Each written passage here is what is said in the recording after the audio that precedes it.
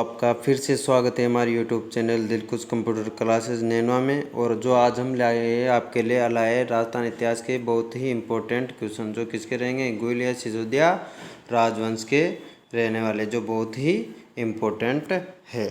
तो बात करते हैं पहले क्वेश्चन की। चैनल को सब्सक्राइब कर लेना। किस इतिहासकार के अनुसार मेवाड़ के गुइल ईरान के बादशाह नौशेखा आदिल की संतान बताया? यानी कि मेवाड़ के जो गुइल है उनको किसकी संतान बताया है? ईरान के नौशेखा आदिल की संतान बताया। किस इतिहासकार के द्वारा बताया गया है? तो वो जो बताया गया है आपके, वो बताया गया है किसके द्वारा? अबुल फजल के द्वारा बताया गया है, ठीक है ना। इसके अलावा बाकी जो इतिहासकार है उन्होंने गुइलों को क्या बताया है? तो अपने देवदत्त भंडारकर के द्वारा बताया गया है कि जो ये गुइल है मेवाड़ के गुइल, वो कौन से है? ब्राह्मण हैं। कौन है? ब्राह्मण है, ठीक है। अगर बात करें कर्नल जेम्स टोड की, तो कर्नल जेम्स टोड के द्वारा कहा गया है कि जो गुजरात में एक वल्लभी नगर है, उसका एक शासक था शिलादित्य, उसकी संतान बताया है। किसकी? शिलादित्य की संतान बनाया मेवाड़ के गुइलों को। किसने बताया भाई? ये अपने कर्नल जेम्स टोड के द्वारा। और गौरीशंकर ओझा के द्वारा क्या बताया गया है कि ये क्या है? विशुद्ध क्षत्रिय है। कौन है ये? विशुद्ध क्षत्रिय मेवाड़ के गुहिल। तो इसका जो राइट आंसर रहेगा वो क्या रहेगा? ऑप्शन नंबर ए रहेगा, ठीक है ना। बात करें नेक्स्ट क्वेश्चन की। किसके शासनकाल में गुइल वंश दो शाखाओं में बट गया था? एक तो रावल शाखा और दूसरी राणा शाखा। रावल शाखा का जो अंतिम शासक है वह रतन सिंह है, और राणा शाखा का जो प्रथम शासक है वो है राणा अमीर, ठीक है ना। बात करते हैं इसकी। इससे जो किसके समय बटा? राणा रण सिंह के समय दो भागों में बटा था। इसका जो राइट आंसर रहेगा वो क्या रहेगा? ऑप्शन नंबर 20 का राइट आंसर रहने वाला है, ठीक है ना। बात करें नेक्स्ट क्वेश्चन की। पहली बार चित्तौड़ को राजधानी किसके द्वारा बनाया गया है? तो आपके जो मेवाड़ की जो पहली बार जो चित्तौड़ को राजधानी बनाई गई वो किसको बनाई गई है? जयद्रथ सिंह को। और जयद्रथ सिंह को ही अपने मेवाड़ का, इसका काल ही क्या कहलाता है? मेवाड़ का स्वर्ण युग कहलाता है। क्या कहलाता है? स्वर्ण युग, ठीक है ना। अगर बात करें चित्रकला का स्वर्ण युग, तो वो किसके काल का कहेंगे? जगत सिंह के काल को, ठीक है ना। बात करें नेक्स्ट क्वेश्चन की। जयद्रथ सिंह व इल्तुतमिश के मध्य भूतला का युद्ध कब हुआ है? तो मैंने आपको बताया कि जो भूत है वो रात में कितने बजे आते हैं? 12 बजे, 12 बजकर 27 मिनट पर आते हैं। कब आते हैं? 12 बजकर 27 मिनट पर। तो आपके जो भूतला का युद्ध है वो कब हुआ है? 1227 ईस्वी में हुआ है। इसका जो राइट आंसर रहेगा वो रहेगा ऑप्शन नंबर सी। बात करें नेक्स्ट क्वेश्चन की। किस महाराणा के शासन काल में जावर में चांदी की खान निकली? तो किसके समय में निकली है भाई? ये अपने बात करें राणा लाखा की, तो इसके समय में क्या निकली? यहाँ पर जावर में चांदी की खान निकली है भाई, ठीक है ना। और बात करें राणा लाखा की, तो इनका जो शासन काल है वो 1382 से लेकर के कब तक है? 1421 ईस्वी तक इनका क्या रहता है? शासन काल रहता है। और इन्हीं के समय में एक पिच्चू बंजारे ने अपने बैल की स्मृति में पिछोला झील का निर्माण करवाया। किसके काल में? पिछोला झील का निर्माण किसके काल में हुआ है? इसी के काल में हुआ है। और इन्हीं के द्वारा अपने मारवाड़ के राव चुड्डा की पुत्री हंसाबाई से राणा लाखा के द्वारा विवाह किया गया, और इनसे जो उत्पन्न पुत्र है उनका नाम क्या होता है? मोकल। वही क्या बनता है? अगला उत्तराधिकारी बनता है भाई। और एक इसका ज्येष्ठ पुत्र है जिसका नाम क्या है? कंवर चुड़ा, जिसे राजस्थान का क्या कहते हैं? भीष्म पितामह। क्या कहते हैं? भीष्म पितामह। तो इसका जो राइट आंसर रहने वाला है कि जावर में चांदी की खान किसके समय निकली है? तो निकली अपने राणा लाखा के समय, ठीक है ना। बात करें नेक्स्ट क्वेश्चन की। राणा अमीर व मोहम्मद बिन तुगलक के मध्य युद्ध हुआ है वह कौन सा है? तो वह जो युद्ध है वो आपका है सिंगोली का युद्ध। और जो सिंगोली है वो कहाँ पर है? बांसवाड़ा में। कहाँ पर है? बांसवाड़ा में, याद रखना, ठीक है ना। इसका जो राइट आंसर रहने वाला है क्या रहेगा? ऑप्शन नंबर ए, ठीक है ना। बात करें नेक्स्ट क्वेश्चन की। महाराणा रायमल का ज्येष्ठ पुत्र कौन था? बात करें रायमल का, महाराणा रायमल का ज्येष्ठ पुत्र, रायमल के जो थे वो 4 पुत्र थे, जिसमें से ज्येष्ठ पुत्र की बात करें तो कौन होंगे? अपने पृथ्वीराज। और बात करें सबसे छोटे पुत्र की, तो वो कौन होंगे? महाराणा सांगा। सबसे बड़ा बड़ा तो कौन है? अपना पृथ्वीराज सिसोदिया, जिसे उड़ना पृथ्वीराज के नाम से भी जाना जाता है। और इसका जो घोड़ा है, घोड़े का नाम क्या है? साहण है। साहण बहुत तेज गति से दौड़ने वाला घोड़ा है, इसीलिए पृथ्वीराज सिसोदिया को उड़ना राजकुमार कहा जाता है। क्या कहा जाता है? उड़ना राजकुमार कहा जाता है, ध्यान रखना, ठीक है ना। और इसी ने अपनी पत्नी ताराबाई के नाम पर अजमेर दुर्ग का कुछ भाग बनवा करके उसका नाम क्या रखा है? तारागढ़ रखा है, ध्यान रखना। तारागढ़ जो रखा है नाम, वो किसने रखा है? पृथ्वीराज सिसोदिया ने रखा है, जो महाराणा रायमल के क्या थे? ये ज्येष्ठ पुत्र। और बात करें सबसे छोटे की, तो क्या नाम था? महाराणा सांगा। बात करें नेक्स्ट क्वेश्चन की। पृथ्वीराज सिसोदिया की 12 खंभों की छतरी स्थित है, तो इनकी जो 12 खंभों की छतरी स्थित है वो कहाँ पर है? वो देखो मांडलगढ़ में है, जावर में है, आहड़ में या तारागढ़ में है। तो ये जो है वो क्या रहेगा आपके लिए गलत रहेगा। इसमें क्या रहेगा आपके कुंभलगढ़ दुर्ग में। कहाँ पर है? कुंभलगढ़ दुर्ग में आपकी इसकी पृथ्वीराज सिसोदिया की कितने खंभों की छतरी है? 12 खंभों की छतरी है। बात करें नेक्स्ट क्वेश्चन की। महाराणा सांगा के बाद में मेवाड़ का शासक कौन बना है? तो देखो महाराणा सांगा के टोटल कितने पुत्र थे? 4 पुत्र थे भाई। सबसे बड़े का नाम क्या था? रतन सिंह। क्या नाम था? रतन सिंह। इसके अलावा बाद में सबसे बड़े का नाम था अपने भोजराज। क्या नाम था? भोजराज। इनकी खातों की युद्ध में क्या हो गई? मृत्यु। और ये मीराबाई के क्या थे? पति थे। उसके बाद में जो है वो रतन सिंह है। उसके बाद में जो शासक है वो कौन है? विक्रमादित्य है। उसके बाद में जो शासक है 4 नंबर पर वो कौन है? उदय सिंह जी है। ठीक है ना। तो भोजराज की खातों की युद्ध में क्या हो जाती है? मृत्यु हो जाती है। उसके बाद में जो शासक बनता है 1528 से 1531 वो बनता है रतन सिंह। और उस समय भी इसकी क्या हो जाती है? मृत्यु हो जाती है। उसके बाद में शासक बनता है 1531 से 1536 के बीच में विक्रमादित्य। और इसकी भी 1536 में बणवीर के द्वारा क्या कर दी जाती है? हत्या कर दी जाती है। ठीक है ना। तो इसके बाद में जो शासक बना वो कौन बना है? अपने विक्रमादित्य बने हैं। इसका अर्थ है कि इसका जो राइट आंसर है वो कौन है? विक्रमादित्य। अगर इसमें जो राइट आंसर होता रतन सिंह तो रतन सिंह द्वितीय इसका क्या होता? राइट आंसर रहता। ठीक है ना। इसमें जो राइट आंसर रहेगा वो क्या रहेगा? रतन सिंह। ठीक है ना। बात करें ऑप्शन नंबर ए की तो इसका क्या रहेगा? राइट आंसर रहेगा। ठीक है ना। बात करें नेक्स्ट क्वेश्चन की। महाराणा सांगा की रानी कर्मावती किस रियासत की राजकुमारी थी? तो राजकुमारी थी बूंदी रियासत की। और जो ये किसकी पुत्री थी भाई?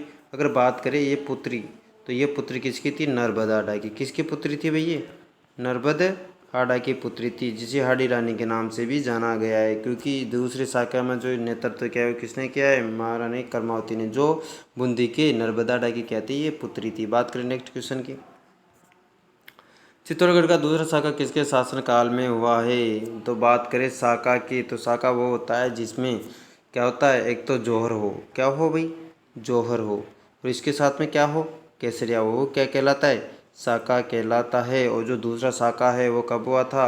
1534-35 में। यानी कि बात करें चित्तौड़ में तो चित्तौड़ में टोटल कितने शाखे हुए?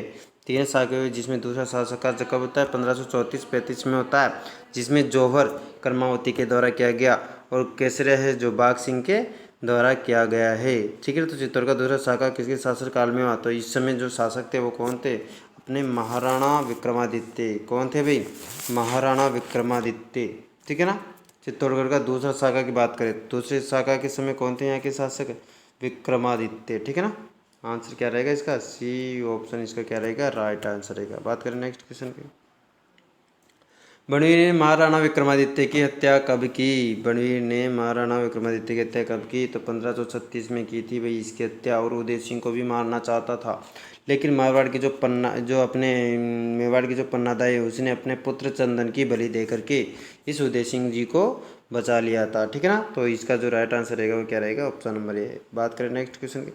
चित्तौड़गढ़ का जो तीसरा शाखा है किस राजपूत रानी के नेतृत्व में हुआ? अगर बात करें तीनों शाखों की तो पहला शाखा अपने जो हुआ 1303 ईस्वी में हुआ। कब हुआ? 1303 में। और इसमें जो जौहर किया है वो जौहर किसने किया है? पद्मिनी ने। किसने किया है भाई? रानी पद्मिनी ने। बात करें दूसरे शाखे की, दूसरा जो शाखा हुआ है वो 1534-35 में हुआ है। और इसमें जो नेतृत्व किया है जौहर का वो किसने किया है भाई? रानी कर्मावती ने। किसने किया है? कर्मावती ने। ठीक है ना। कर्मावती की। और जो तीसरा है, तीसरे में जो है वो किसने किया है? पत्ता की पत्नी का नाम है फूल कंवर। फूल कंवर के द्वारा किया गया है 1567-68 में। ठीक है ना। तो इसका जो राइट आंसर होगा वो क्या होगा? ऑप्शन नंबर डी फूल कंवर। अगर बात करें रंग देवी की तो रंग देवी ने राजस्थान का प्रथम जो शाखा हुआ था कहाँ पर? रणथंभौर में। उस रणथंभौर का क्या क्या है? नेतृत्व किया है। किसके द्वारा किया गया है? रानी रंगा देवी के द्वारा। बात करें कर्मावती तो दूसरे में क्या है? बात करें सैल कंवर, ये राज सिंह जी का सेनापति था जिसका नाम था रतन सिंह चुड़ाव। तो उसकी क्या थी ये पत्नी? ये भी कहाँ की थी? बूंदी की, जिसने अपना सिर काट करके उनको दे दिया था। ठीक है ना। इसलिए इसे भी क्या कहा जाता है? आड़ी रानी के नाम से जाना जाता है, सैल कंवर को भी। ठीक है ना। तो इसका जो राइट आंसर रहने वाला है वो क्या रहेगा? Option number D. क्या रहेगा इसका right answer? Option number D इसका क्या रहेगा? Right answer. बात करें नेक्स्ट क्वेश्चन की। अकबर ने किस से युद्ध के बाद में मेवाड़ में कत्लेआम का आदेश दिया जो उसके जीवन में एक अमीरदादा मिटने वाला दाग नहीं था? तो तीसरा जो साका है उसके समय अकबर मुगल शासक था। और जो तीसरा साका होता है चित्तौड़गढ़ में, वो किसके समकालीन होता है? वो महाराणा उदय सिंह जी के समकालीन होता है 1567-68 में। और इसका जो नेतृत्व करता है वो कौन करता है? जयमल पत्ता। यहाँ पर कौन थे? जयमल और पत्ता इसके सेनापति थे। ये इनका क्या करता है? नेतृत्व करता है। और जो इसका जो राइट आंसर रहेगा वो रहेगा 1567 उदय सिंह जी। और ऑप्शन नंबर बी इसका क्या रहेगा? राइट आंसर रहेगा। ठीक है ना। बात करें नेक्स्ट क्वेश्चन की। महाराणा सांगा व महाराणा प्रताप के मध्य उदय सिंह नहीं होता तो मेवाड़ का इतिहास और भी उज्जवल होता। ये बात किसने कही है? तो ये बात आपने किसने कही है भाई? आपके ये बात कही है आपके कर्नल जेम्स टोड के द्वारा, जिसे राजस्थान का इतिहास का जनक कहा जाता है। किसको कहा जाता है? कर्नल जेम्स टोड को। ठीक है ना। तो इसका जो राइट आंसर रहेगा क्या रहेगा? Option number B. ठीक है ना। बात करें नेक्स्ट क्वेश्चन की। चैनल को सब्सक्राइब कर लेना भाई, रेगुलर ऐसी क्लासेस चलती रहेगी। अब बात करें क्वेश्चन नंबर 16 की। तो उदय सिंह की किस रानी को बटियाणी के नाम से भी जाना जाता है? तो किसको जाना जाता है? अपने धीरभाई बटियाणी। नाम से पता चल रहा है धीरभाई बटियाणी। तो बटियाणी रानी के नाम से किसे जाना जाता है? इस धीरभाई को नाम से जाना जाता है। तो इसका जो राइट आंसर रहेगा वो क्या रहेगा? Option number B. बात करें नेक्स्ट क्वेश्चन की। महाराणा प्रताप का बचपन व्यतीत हुआ, अपना जो बचपन है वो कहाँ पर हुआ? अगर बात करें महाराणा प्रताप के जन्म की, तो इनका जो जन्म है वो हुआ था कुंभलगढ़ दुर्ग के कटारगढ़ के बादल महल के जूना कचहरी में इनका क्या होता? जन्म हुआ था। कब हुआ था? 9 मई 1540 को। कब हुआ है? 1540 को। जिस दिन क्या था? ज्येष्ठ ज्येष्ठ शुक्ल तृतीया। क्या थी भाई? जिस दिन ज्येष्ठ शुक्ल तृतीया थी। ठीक है ना। और जो जन्म हुआ इनका कौन से दुर्ग में हुआ है? कुंभलगढ़ दुर्ग में। तो इसका जो राइट आंसर रहेगा वो क्या रहेगा? बी, क्योंकि बचपन भी वहीं पर बीता था इनका। ठीक है ना। बात करें नेक्स्ट क्वेश्चन की। महाराणा प्रताप का जन्म कहाँ हुआ या कब हुआ? तो बात करें इनका जो जन्म है वो कब हुआ था? 9 मई 1540 को। रुका होता कटारगढ़ दुर्ग। कटारगढ़ जो दुर्ग है वो कहाँ पर है? कुंभलगढ़ दुर्ग में। और कुंभलगढ़ दुर्ग की बात करें कि ये कहाँ पर है, तो ये कहाँ पर है? अपने राजसमंद में स्थित है। कहाँ पर स्थित है ये? राजसमंद। तो इसका जो राइट आंसर रहेगा वो क्या रहेगा? Option number A. ठीक है ना। बात करें नेक्स्ट क्वेश्चन की।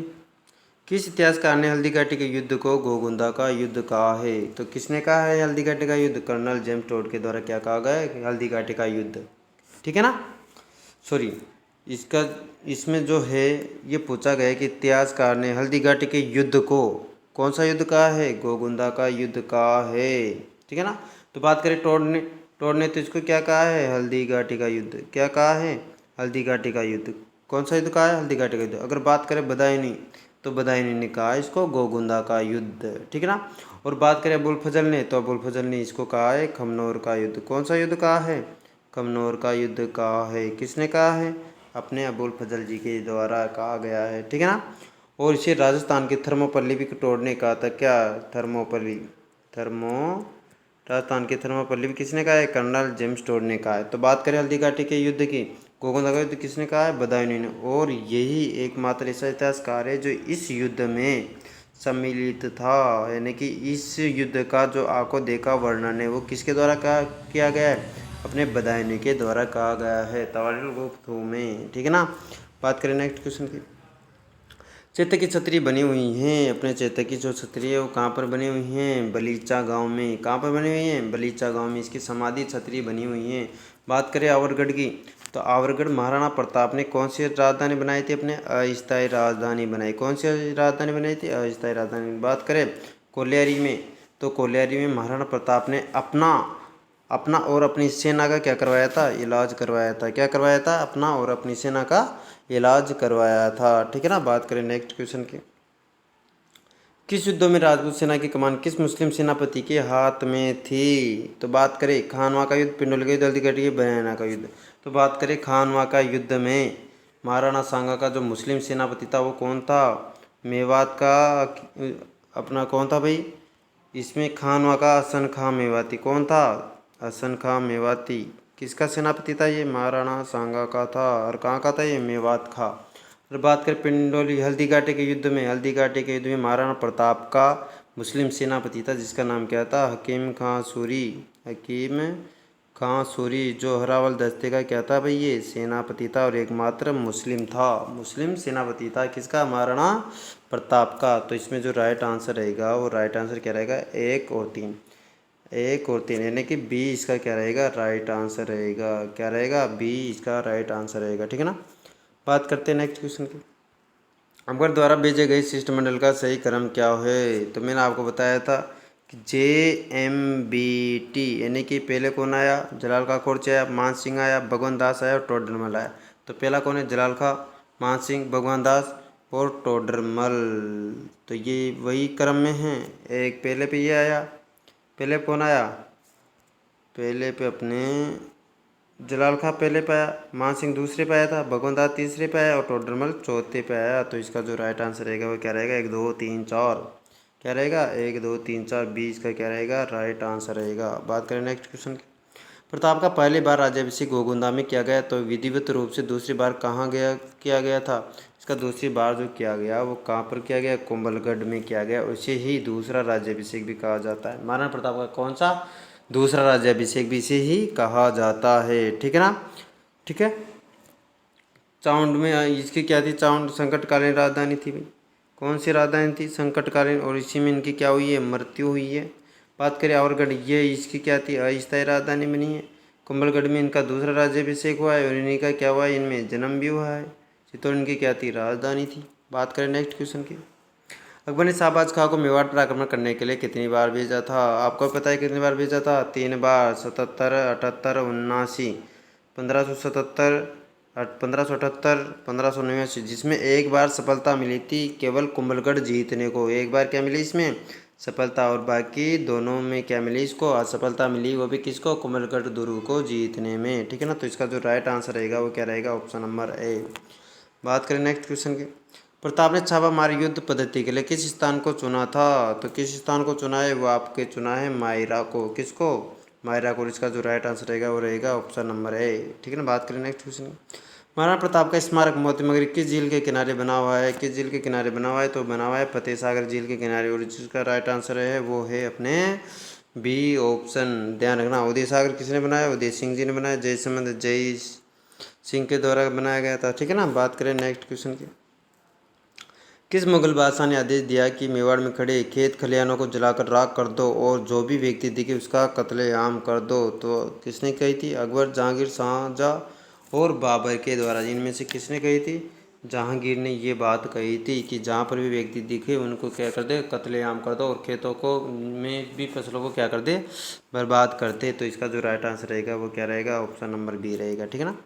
बात करें नेक्स्ट क्वेश्चन की। महाराणा अमर सिंह ने मुगलों की अधीनता स्वीकार की, कब की, यानी कि उनसे संधि कब की, जिसे मुगल मेवाड़ संधि कहते हैं, वो कब हुई थी, 5 फरवरी 1615 को, जिसको क्या कहते हैं, मुगल मेवाड़ संधि क्या कहा जाता है, मुगल मेवाड़ संधि कहा जाता है। और इस संधि की कुछ शर्तें थी, क्या थी भाई इस संधि की, इस संधि की कुछ शर्तें थी। अब वो शर्तें क्या क्या थी भाई आपके, पहली जो शर्त थी वो शर्त कहती कि मुगल दरबार में युवराज क्या होगा, उपस्थित होगा, महाराणा की जगह क्या होंगे, युवराज उपस्थित होगा। पहली शर्त क्या थी कि मुगल दरबार में युवराज क्या होगा, उपस्थित होगा। दूसरा क्या था कि जो अपने मेवाड़ थे, मेवाड़ में मेवाड़ की बहन बेटियों का जो विवाह है, विवाह मुगलों से करने के लिए दबाव नहीं बनाया जाएगा, दबाव नहीं बनाया जाएगा। दूसरी शर्त ये थी इनकी। और तीसरी शर्त ये थी कि इनको मांडलगढ़ और चित्तौड़गढ़ वापस दे दिया जाएगा, लेकिन इनकी मरम्मत नहीं करवाई जानी चाहिए। ठीक है ना। तो बात करें अमर सिंह मुगलों की अधीनता स्वीकार कब की है, तो ये किए 5 फरवरी 1615 को। और इसका जो राइट आंसर रहेगा वो क्या रहेगा, ऑप्शन नंबर ए। बात करें नेक्स्ट क्वेश्चन की। महाराणा प्रताप का अंतिम संस्कार किया गया, महाराणा प्रताप का जो अंतिम संस्कार है वो कहाँ पर किया गया था। महाराणा प्रताप का अंतिम संस्कार आपको पता है, इनकी जो मृत्यु है 19 जनवरी 1597 को होती है। कब होती है इनकी मृत्यु, 1597 को होती है भाई। ठीक है ना। और इनकी जो मृत्यु होती है वो कहाँ पर होती है, चाउंड में होती है। कहाँ पर होती है, चाउंड में होती है। और इनका अंतिम संस्कार भी कहाँ किया गया है, चाउंड में किया गया है। ठीक है ना। और इनकी जो छतरी बनी हुई है वो कहाँ पर बनी हुई है, बारडोली गांव में बनी हुई है। कहाँ पर बनी हुई है, बारडोली में, जो कहाँ पर ये चाउंड के निकट ही है। ठीक है ना। तो इसका जो राइट आंसर रहेगा वो क्या रहेगा, चाउंड। क्या रहेगा भाई, चाउंड भी इसका क्या रहेगा, राइट आंसर रहेगा। बात करें नेक्स्ट क्वेश्चन की। मेवाड़ मुगल संधि के बारे में कोर्ट के माध्यम से सत्य कथन बताइए। यानी कि मेवाड़ मुगल संधि जो हुई इनके बारे में सत्य कथन कौन कौन सा है, ठीक है ना। तो देखो, महाराणा कभी भी मुगल दरबार में उपस्थित नहीं हुआ। अभी मैंने शर्तें बताई थी उन्हीं में से। महाराणा कभी भी मुगल दरबार में उपस्थित नहीं होगा, बिल्कुल राइट है, नहीं होगा भाई। महाराणा चित्तौड़गढ़ किले की मरम्मत करा सकेगा, नहीं, ये रॉन्ग होगा, नहीं करवा सकता। बात करें मेवाड़ महाराणा को मुगलों से वैवाहिक संबंध स्थापित करने के लिए बाध्य नहीं किया जाएगा, ये भी बिल्कुल सही है, दबाव नहीं बनाया जाएगा। बात करें करण सिंह 1000 घुड़सवार के साथ मुगल दरबार में उपस्थित होगा, उसकी जगह यानी कि अमर सिंह की जगह उनका पुत्र क्या होगा, करण सिंह मुगल दरबार में उपस्थित होगा, ये भी बिल्कुल राइट है। तो इसका जो राइट आंसर रहेगा वो क्या रहेगा, 1, 3, 4। कौन से ऑप्शन में, 1, 3, 4 ऑप्शन नंबर डी में, और ऑप्शन नंबर जो डी है इसका क्या रहेगा, राइट आंसर रहेगा, ठीक है ना। बात करें नेक्स्ट। देखो, अगर आपको ऐसे ही रोज़ाना राजस्थान इतिहास से कंप्यूटर के क्वेश्चन अगर देखने हैं तो इस दिलखुश कंप्यूटर क्लासेज चैनल को क्या कर लेना है, सब्सक्राइब कर लेना है, ठीक है ना। रोज़ाना ऐसे ही वीडियो आपको मिलते रहेंगे, ठीक है ना। तो धन्यवाद भैया।